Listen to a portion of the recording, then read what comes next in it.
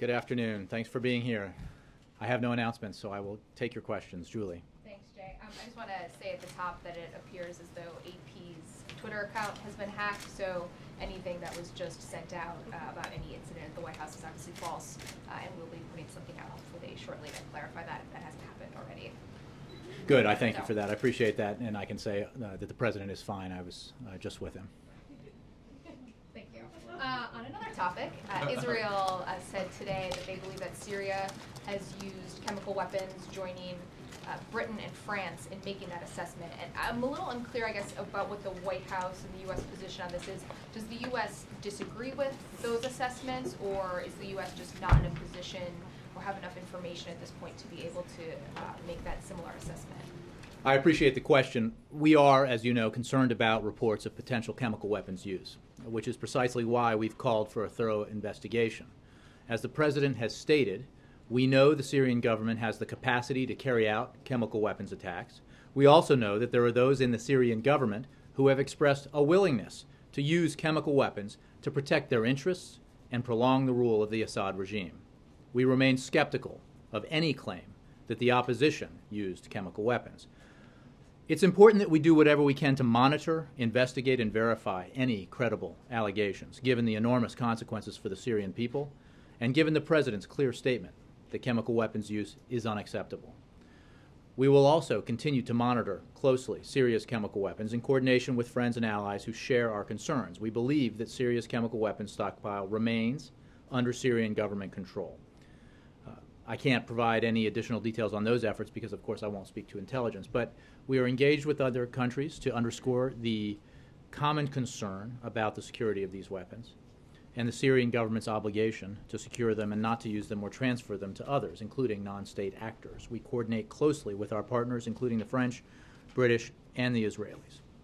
But in saying that you believe that the Syrian government still has control of the chemical weapons, that doesn't rule out the idea that they have used them, correct? Look, we are in support of a United Nations unified investigation into the possible use of chemical weapons in Syria. The Assad regime has blocked that, and I think that demonstrates the lack of good faith on the Assad regime's part. And the Assad regime could prove that its request for an investigation was not just a diversionary tactic by supporting that investigation. Now, we have other means, and we are engaging in other methods of monitoring the possible use or transmission of chemical weapons in Syria. But I can't get into great detail on those intelligence-related matters. But you can be sure that we're monitoring this and that we are looking for conclusive evidence, if it exists, if there was use of chemical weapons. So just to be clear, you don't disagree necessarily with what the Israelis, the Brits, and the French have said. You just haven't come to that conclusion yet on your own.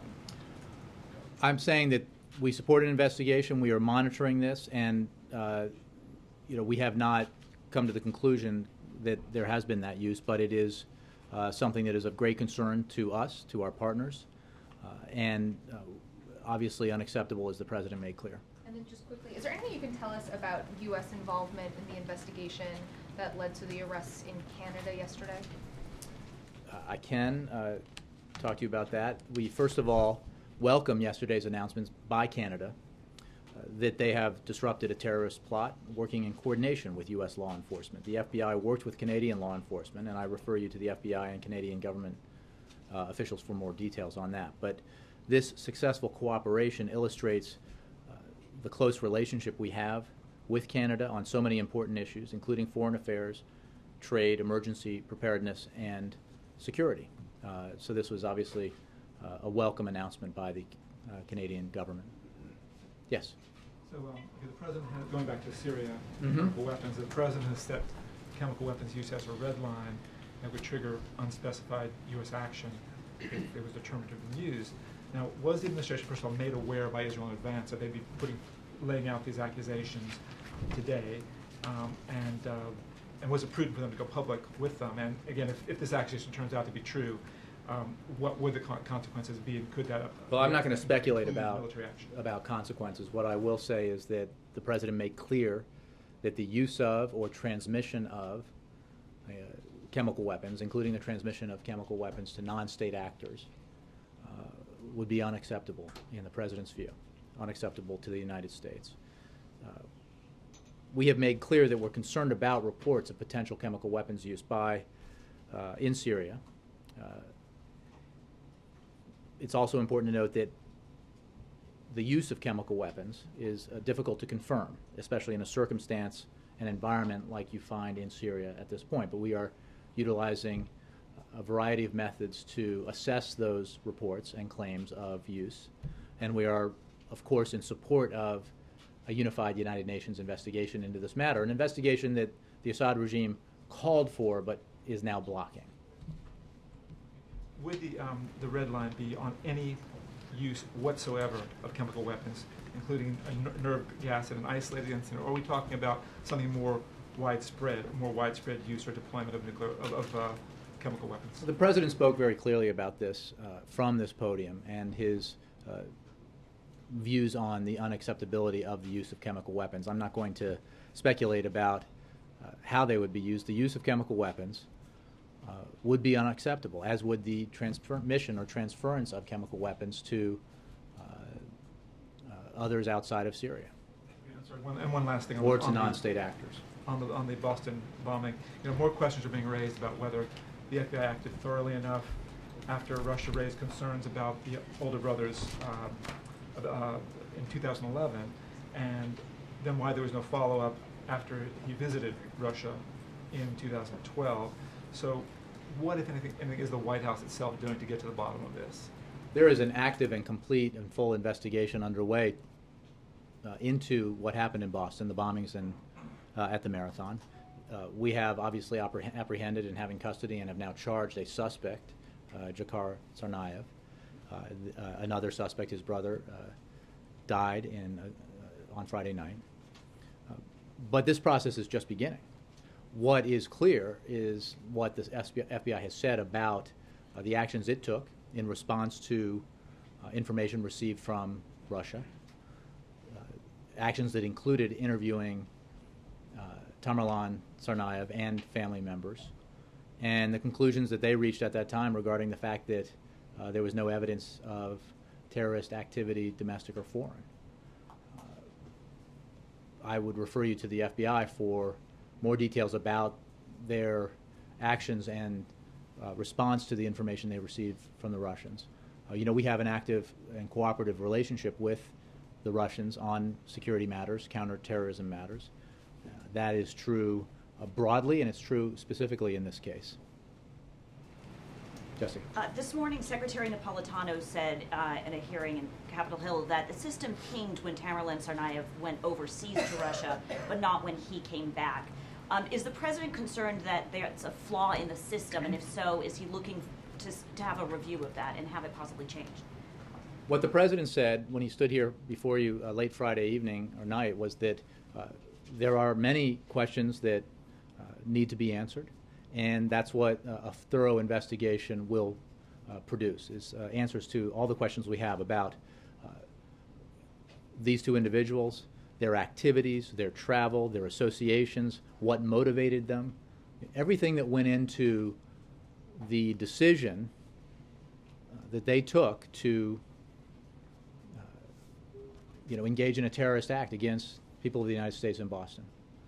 And that will be, all of these questions will be part of this investigation. It is part of the case that will be built against the suspect who's in custody, and part of the overall investigation into what happened.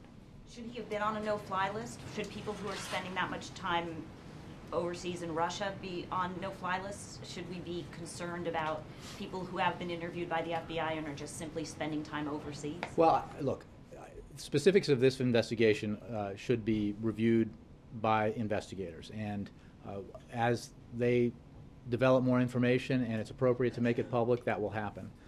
In general, as I said earlier, when the FBI put out information with regards to the actions it took after being informed or warned about Tamerlan Tsarnaev by the Russians, they found no derogatory information, no terrorist activity, domestic or foreign. And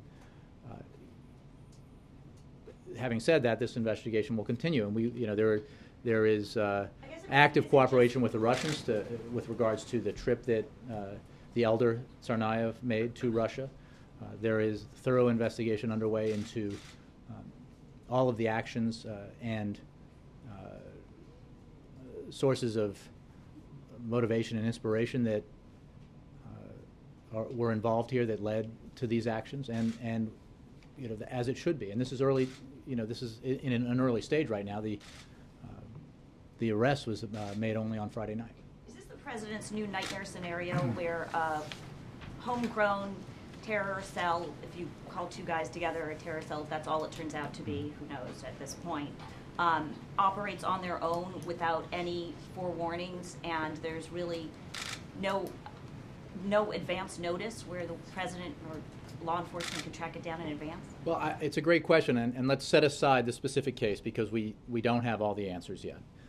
But you have heard the president discuss, and John Brennan, as his counterterrorism advisor, he's now obviously the director of the CIA, discuss, the Attorney General discuss, and others, the evolving threat posed by terrorists, the fact that we have made progress in decimating al-Qaeda Central, including obviously the elimination of Osama bin Laden, has not meant that the threat itself has gone away, and we've been very clear about that. There are threats from a variety of al-Qaeda offshoots around the world, and as the president has said and others have said, there is always the potential threat from lone actors, those who are self-radicalized and who are not associated with outside groups or terrorist organizations, but take action on their own. And this is something that Mr. Brennan has discussed and others have discussed, and it's part of the threat that is assessed every day by the professionals who work every day to protect our country. John. Jay, back to Syria. You now have 3 separate American allies who say that they have evidence that Syria used chemical weapons in multiple instances going back to December and as recently as March. When the president talked about this, he didn't just say it was unacceptable, he said it was a game changer. So my question to you is, what does that mean? What does it mean? It means that we are assessing the reports of chemical weapons use. And it is very important to do whatever we can to monitor, investigate, and verify any credible allegations, given the enormous consequences for the Syrian people, and given, as you said, the president's clear statement about the fact that chemical weapons use is unacceptable. It is precisely because of the seriousness of the use of chemical weapons and the seriousness with which the president made clear that that use would be unacceptable that it is incumbent upon us and our partners to investigate thoroughly and validate or verify allegations of chemical weapons use, and we are obviously doing that. But again, the president didn't just say unacceptable. He said chemical weapons use would be a game changer. So my question is, what does that mean? Well, again, I'm not going to speculate about actions that may or may not. This isn't speculation. Sure, this is something the president said. The president said it would be a game changer. He So means what that did it's he a mean red by line that? and that use of chemical weapons is unacceptable, and it would not be acceptable to the President of the United States. All the more reason why we have to monitor very closely and take action to verify and validate credible claims of chemical weapons use. What I won't do is jump to the next step and say, if claims are verified, what action will we take?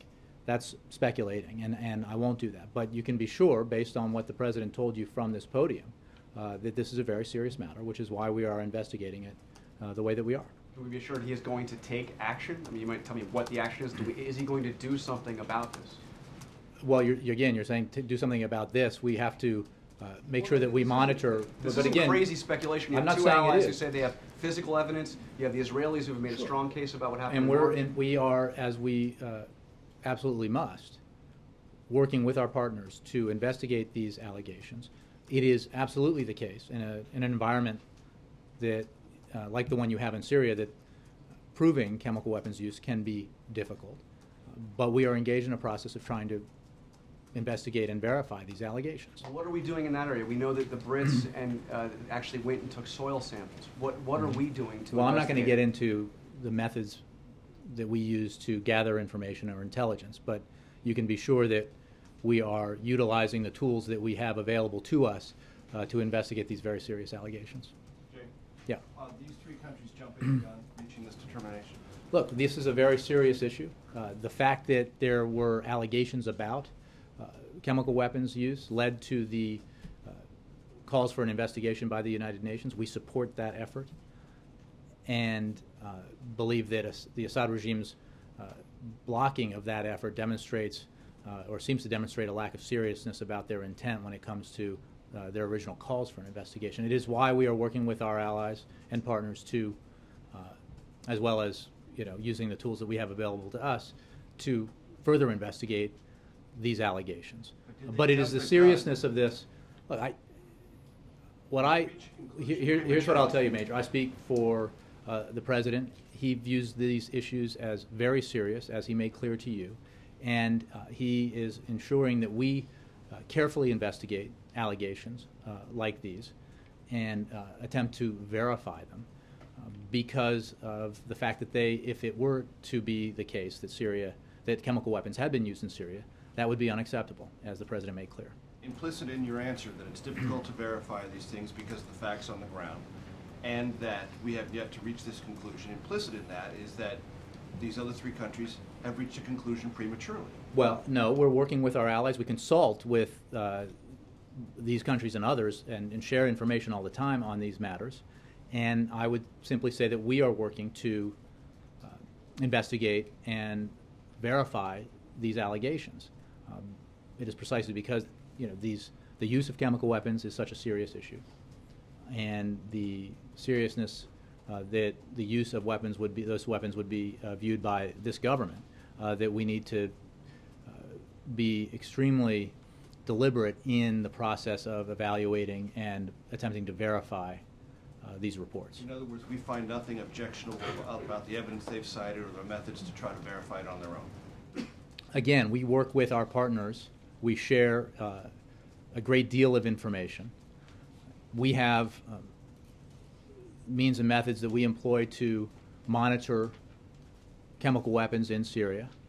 We support an investigation led by the United Nations into the allegations of chemical weapons use. And through all these methods, we are attempting to get to the bottom of these allegations to find out whether or not they're accurate. Based on what the President knows about the 2011 questioning of Tamerlan Tsarnaev, does he believe proper procedures were followed? All of these matters are under investigation. It is clear from what the FBI has said that when they received information from a foreign government about this particular individual, they investigated appropriately, and they detailed the actions they took, so I would refer you to their statements about those details. Their conclusion was that they did not have any derogatory information or information that showed terrorist activity, foreign or domestic. Beyond that, we are in the process of investigating a terrorist attack in the United States. As the President no doubt knows, these procedures went through substantial review in the latter part of the Bush administration, were re-reviewed in the Obama administration of the Justice Department, and then propounded right around 2010 in their most recent form, and have been sort of tweaked a little bit since then. This has not been an issue which has not received a tremendous amount of attention, I'm sure, at this White House and at the Justice Department. And there were civil libertarian concerns raised about this entire process. Based on what the President knows and what he's received so far, does he believe that this was done according to the procedures and no ball was dropped and nothing was done in an accurate or non-procedural way? Can you make that determination? Well, again, you're asking for a judgment on a matter that is under investigation. What I can point you to is... Well, what's under investigation is what happened since that. Look, everything that involves these two conversation. individuals, you can be sure is under investigation right now, as is appropriate. Actions taken in response to information that we received, everything that went into the lives of these two individuals that led to their decision to take the action that they're alleged to have taken last Monday, a week ago Monday. All of that is under investigation, so it is obviously premature for me or anyone else here to make judgments on these matters that are under investigation. What I can point you to is the fairly detailed information that the FBI has released about the actions they took. I can point you to the fact that the FBI last week oversaw from the federal level an extraordinary effort to, in response to the Boston Marathon bombings, track down who was responsible. And by Friday night had done that in, I think, enormously successful coordination and cooperation with state and local officials. But this is the beginning of a process that involves further investigation, as well as moving forward on this prosecution of a case that, for which initial charges were just brought yesterday. One last question. The ball might have been dropped. Is that what you're saying? You No, don't no. know? I appreciate the opportunity to to have answers to questions that are under investigation. I don't have judgments to make But, I mean, about matters that the are. file was open and there was no derogatory information. The file was closed. According to the procedures that I've read, that's exactly what's supposed to happen. Well, I'm just that's asking your the judgment, president and I would point you to if the president believes what he's been briefed about this was The President were has the been procedures thoroughly followed? briefed on all the matters related to this investigation and will continue to be briefed. The FBI is both the lead investigative authority in this at the federal level, as well as the agency involved in the past activity that you talk about with regards to suspect number 1, or Tamerlan Tsarnaev. So I would simply note that this investigation is still in its early stages, and we are looking at everything in the past regarding these two individuals, because we want to find out, as the President said, how this happened, why this happened, what the motivations were, what, if any, associations they had. And once that investigation is complete, we'll have many more answers, both for the court of law, where Jakar Tsarnaev is going to be prosecuted, and for the American people. Yes, one. Yesterday's FAA furloughs produced the predicted flight delays. Senator McConnell today said, as a result of the administration's poor planning and political motives, people were stuck on tarmacs. What's your response to that? I find it fascinating that Mitch McConnell, the senator, the leader of the Republican Party in the Senate, is decrying the sequester that he decried in the past and then supported. This is a result of the sequester being implemented. We made it clear that there would be these kinds of negative effects if Congress failed to take reasonable action to avert the sequester. Policy that everyone who was involved in writing it knew at the time and has made clear ever since was never designed to be implemented. It was designed to be bad policy and therefore to be avoided. The fact is, Congress had an opportunity, but Republicans made a choice. And this is a result of a choice they made to embrace the sequester as, and I'm quoting Republicans, a victory for the Tea Party and a home run. I'm not sure if leaders in the Republican Party and the Congress agree with those assessments now, because they've obviously changed their position on the sequester a variety of times over the last several months. There's a way, the sequester never should have become policy. The President has put forward a comprehensive, balanced approach to deficit reduction that would eliminate the sequester. But this is Congress's responsibility. It needs to take action. There are a couple of groups of bipartisan groups of senators making proposals. Senators Moran and Blumenthal saying the administration has the opportunity to prioritize spending.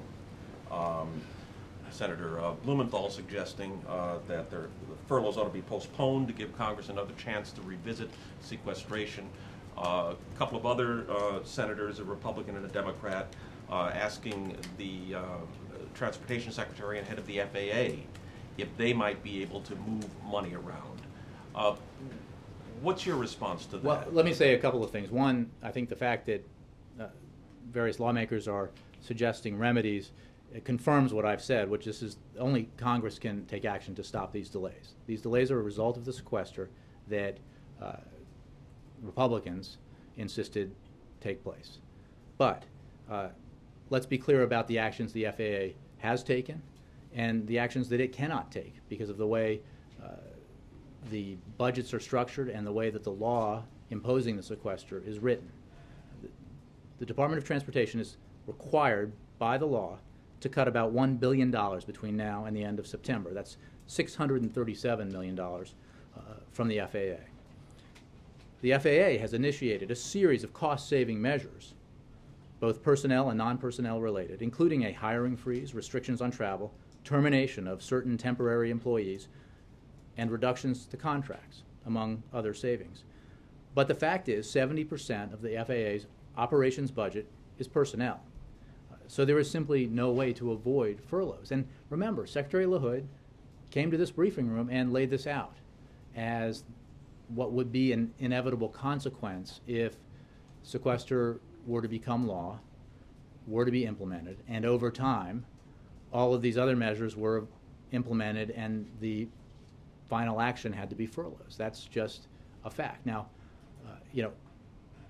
the President has put forward a balanced plan that would replace sequester and reduce our deficit while making the investments that are necessary to have our economy grow and create jobs, protect the middle class, and protect seniors.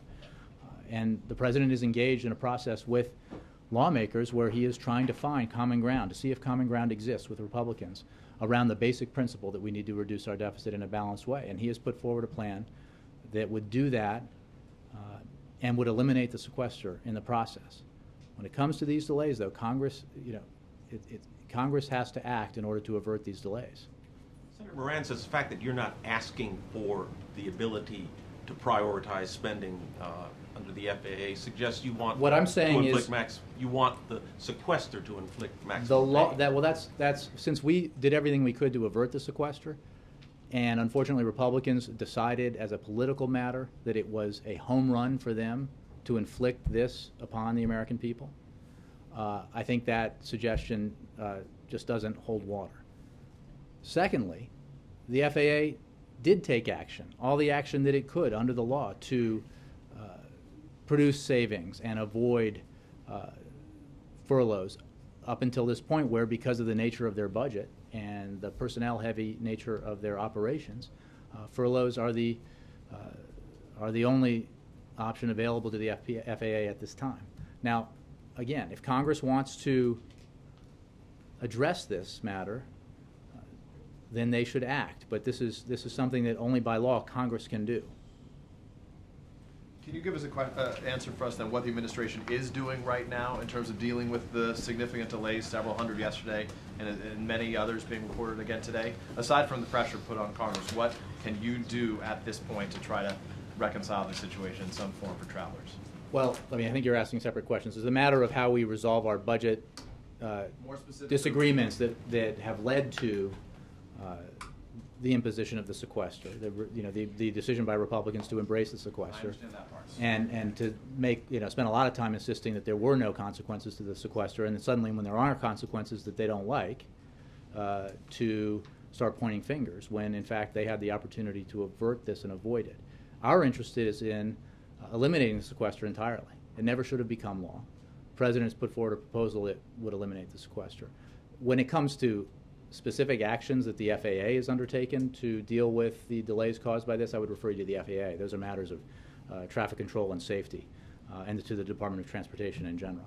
Let me ask you a couple other questions. Today it was announced by Senator Max Baucus of Montana that he's going to retire or is not going to seek re-election in a year from now. I'm just curious for the White House's impression on that, especially given the fact that this, what should have been an ally for yours, voted against the background check bill just a matter of days ago. Well, the President will have a statement, as we tend to do when on a retirement like this or decision not to seek re-election, so I would look for that this afternoon. But just on that issue in particular, there were a variety of Democrats, including Max Baucus, who voted against this, and now one of them doesn't even have to seek re-election. So the argument that the White House has made that they're making political calculations at home, for him this wasn't even a political calculation. Well, obviously, any senator who voted no would have to explain for himself or herself what motivated that vote. We firmly believe that the proper vote was to agree with the 90% of the American people who made clear in poll after poll after poll that they supported expansion of the background check system. Very common sense measure to reduce gun violence in America. And those numbers are true not just in New York and California or Massachusetts they're true across the country, that the support for expanding background checks was overwhelmingly in every state where this question was raised. So, every no vote was disappointing. Every no vote reflected a decision that was at odds with the views of a majority of the constituents of the senator's state, whichever senator you wanted to put forward when it comes to voting no on this matter. But the president is committed, as he said, to moving forward on this.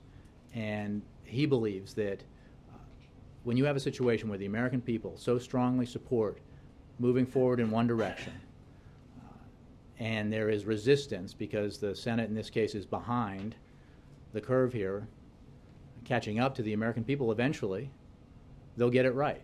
And what is a common sense measure to reduce gun violence while protecting Second Amendment rights will become law. Can you give us a better sense of what to expect during the president's visit to the Bush Library? And if you said yesterday, would learn from you more about what his role will be at the ceremony to take place, the memorial service in Waco, Texas on Thursday? Well, I don't have any more details for you at this time. I think the president looks forward to the event with former President George W. Bush and the other presidents who will be in attendance. When does he make remarks? I mean, I'm not sure what we put out. I think it's you might expect that the president would say a few words, but we'll give you details when we're ready to announce them.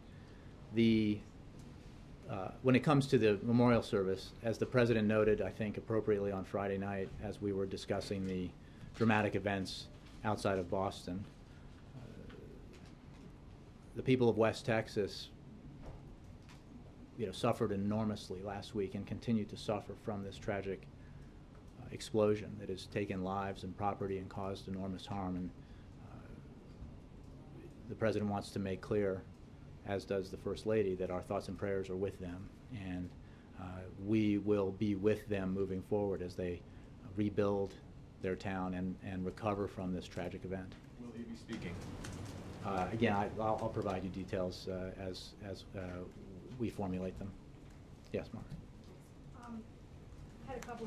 There's a report out of Oxford, Mississippi, that Paul Kevin Curtis has been released from jail, and I'm just wondering, has the White House and has the president been briefed? Do you know why and what the conditions are, and what your reaction is to that? I would refer you to the FBI. I don't have a great deal of information on that. So they're the lead investigating authority in that matter. So they might have more details on that. Okay, I saw the news reports, but I don't know whether the president's been briefed on it. Okay. If I can go back to the sequester briefly, so the furloughs that are set to kick in May the 1st, do you have any hard numbers now at this point on how many White House staff would be affected and how you would handle particular pay cuts for officers? I don't have specific numbers. The sequester affects everyone in the White House office. There will be furloughs effective with the first pay period in May, as I understand it, and I think we've provided that information. I don't have the specific numbers, but you can deduce from the numbers that are here the impact. Others who are, I guess, commissioned officers or how that are don't have leave, I forget the way that it's described, will have a pay reduction, and I believe that takes effect also with the first pay period in May. The point being only that everyone's affected by this, and as a result of a decision to embrace policy that was designed never to become law. Yeah. You said that the president is confident that at some point the background checks will become law. When does he want it brought up again? We are going to work with the Senate. We are going to work with outside stakeholders. You will hear the president speak about this issue, just as he has in the past. I think Senator Manchin has said that he is looking for ways to increase the bipartisan support that his amendment had, and we will obviously be supportive of those efforts. It is also the case, and this is broadly true, of the way the president believes change happens in general in this country, and that is that change happens on difficult and important issues like this when the American people insist that their voices are heard. And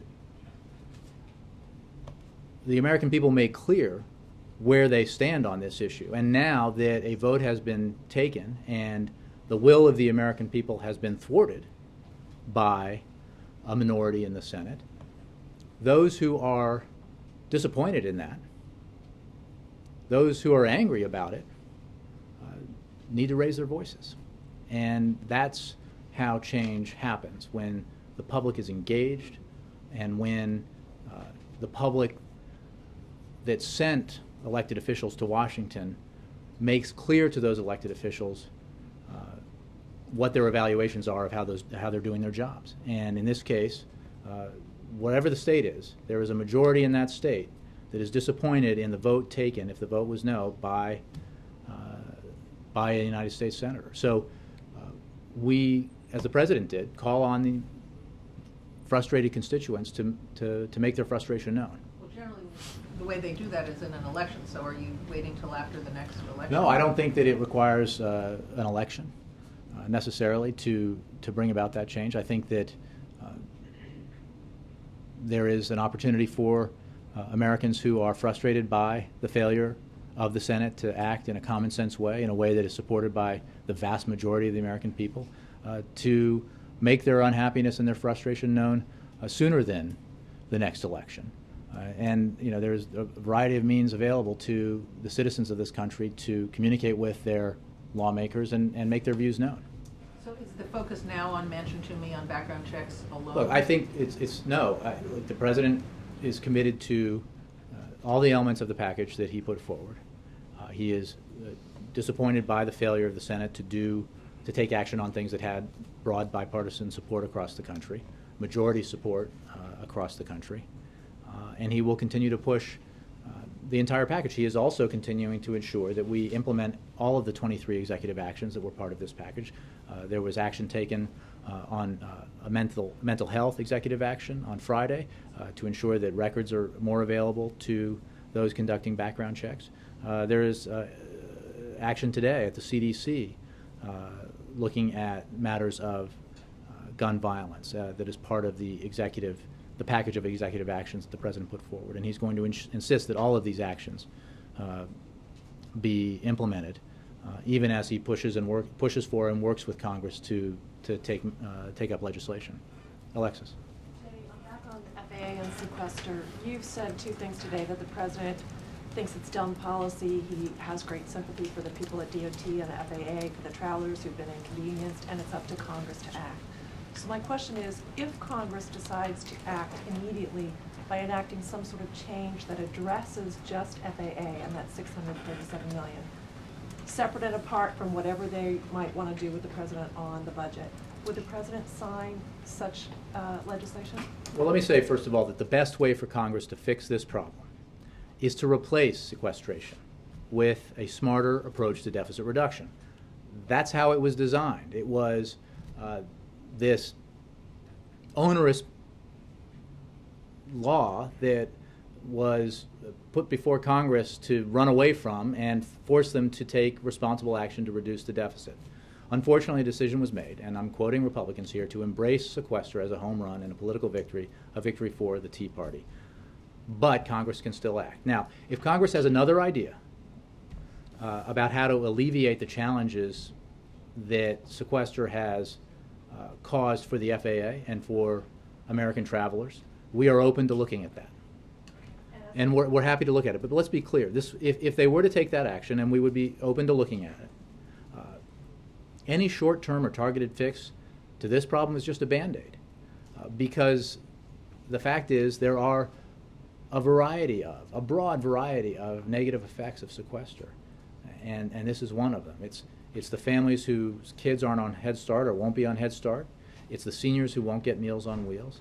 It's the furloughed defense employees or those in defense industries, private sector who are suffering and will suffer because of it. The fact is there are a number of negative consequences, and a Band-Aid fix to this problem, while we will certainly be open to looking at it, does not solve the overall problem. The overall problem can and should be solved by embracing the basic principle supported by the American people that we should reduce our deficit in a balanced way. One quick follow-up on the FBI. Do you happen to know how often in this administration another government has asked the United States through the FBI to pursue intelligence on someone living here? I don't have a number to attach to it. We have cooperative relationships when it comes to counterterrorism with a number of governments across the country, allies and partners and other governments. So that cooperation is broad and deep and extends to this kind of information. Would you say it's common? I wouldn't hazard to characterize it in any way, because a lot of these matters are matters of intelligence, but we do have broad and deep cooperation with a number of countries and their intelligence agencies in our efforts to combat terrorism around the world. Yes? Congressman Duncan of Tennessee has introduced a bill that says those organizations that collect money for presidential libraries should disclose the donors, those over $200. And I'm wondering what the president's thoughts are on that. I'm not aware of the legislation. Thanks. Would he support disclosure? I would have to just say that I'm not even aware of the legislation. Peter? Sorry. Chris, I did say Chris, then Peter, yeah. On that point, real quickly, where is he at in thinking about his own library? Has he begun thinking about a site? There's talk about Chicago or Hawaii. I haven't had a discussion with the president about that, and I talk to him almost every day. He's focused on the work that he's doing now in office to try to advance the priorities that he laid out in the campaign last year and laid out in the State of the Union address and in his inaugural address. He wants action taken to grow the economy and create jobs. He wants action taken to pass a comprehensive immigration reform bill that he can sign into law. He wants action to reduce gun violence, common sense action to reduce gun violence. He wants more action taken to enhance our energy, security, and our environment. He has a broad agenda that he's working on. He's not focused on his life after the presidency. Is anybody focused on it, though, on his behalf? Not that I'm aware of. Jay. Chris, sorry, yeah. A question on the Employment Non-Discrimination Act, which is going to be introduced in both the House and the Senate on Thursday. It's been more than a year since you announced that in lieu of that LGBT non-discrimination executive order, you would work to build support to pass the legislation. In fact, it was on April 12th of last year that you said we plan to pursue a number of strategies to attain that goal. Can you name one thing the president has done over the course of the past year to build support for LGBT non-discrimination and workplace protections? I think the president's record on LGBT issues and his commitment to rights for LGBT Americans is, I think, clear and demonstrated by his views and the actions that he has taken and the actions that his administration has taken at his direction. The fact is, as you noted, we have long supported, the president has long supported an inclusive Employment Non-Discrimination Act, and now it's being introduced, and that is a good thing. The administration will continue to work to build support for this important legislation because we believe that this is the right way, the right approach to take because it is inclusive, and that's why we supported it then. That's why we're glad to see it being introduced. You keep saying you're going to work to build support. I mean, can you give me one thing, any initiative, any action the president's undertaken to build support for this legislation? Look, again, Chris, I think the president's record on these issues has been pretty well documented and is clear. His commitment to the rights of LGBT Americans is very clear.